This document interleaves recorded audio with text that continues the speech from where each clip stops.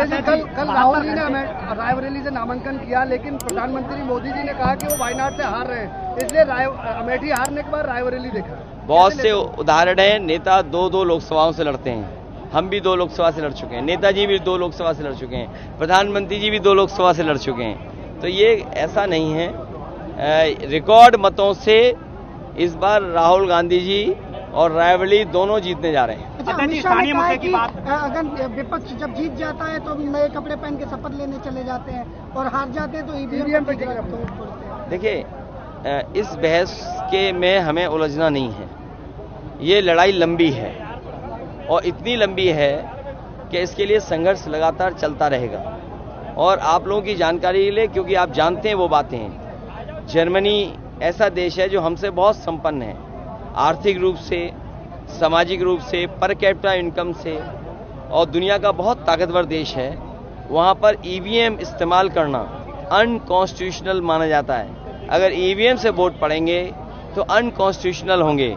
तो जर्मनी जैसा देश, अमेरिका, जापान, यूरोप में बहुत से देश, दुनिया के बहुत संपन्न देश ईवीएम की तरफ नहीं देख रहे हैं। वो वही पुराने तरीके से बैलेट से वोट डालते हैं। तो ये लड़ाई लंबी है, लगातार चलती रहेगी और हम लोगों ने तय किया है ईवीएम से हरा करके ईवीएम हटा देंगे।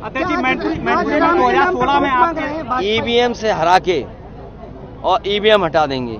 जब जर्मनी जैसा देश ईवीएम से वोट पड़ने को अनकॉन्स्टिट्यूशनल मानता है, संविधान के खिलाफ मानता है। 2016 में जनसंख्या भी तो अधिक है, आप मैनपुरी को दी और सैनिक स्कूल की दुर्दशा बहुत खराब है। ये मुख्यमंत्री ही उल्टे पुल्टे हैं, इन्हें कोई अच्छी चीज अच्छी नहीं लगती, हर अच्छी चीज को खराब कर देते हैं। एम्बुलेंस खराब कर दी, पुलिस को 100 नंबर देकर ही खराब कर दी। अब पुलिस जाती है तो दोनों पक्षों से वसूल लेती है, क्योंकि 100 से 112 कर दिया।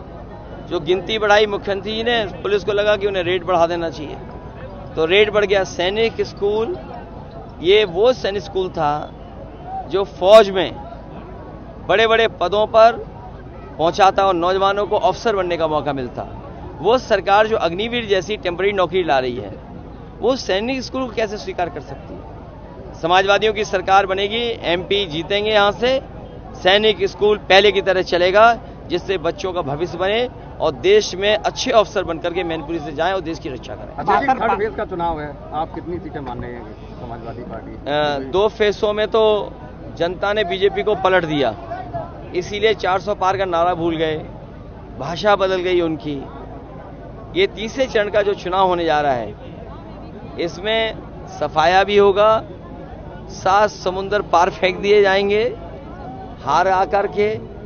और इस राउंड के बाद 7 तारीख के बाद 7वें राउंड तक बीजेपी हारती जाएगी।